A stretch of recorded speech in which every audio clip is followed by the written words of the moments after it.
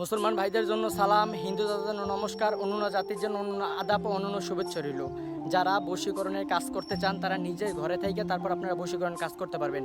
যেরমের এই যে একটা ব্রিজের এই পারে এক সাইড আর এই পারে হইছে আর এক সাইড।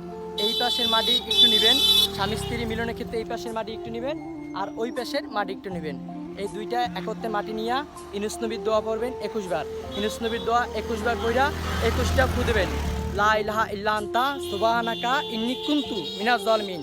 360 মোকামে দিলাম তালি, এই তালি ভাঙবে আমার হরজত আলী। দোহাই আলী দোহাই হরজত কইয়া 21 বার ফু দেবেন।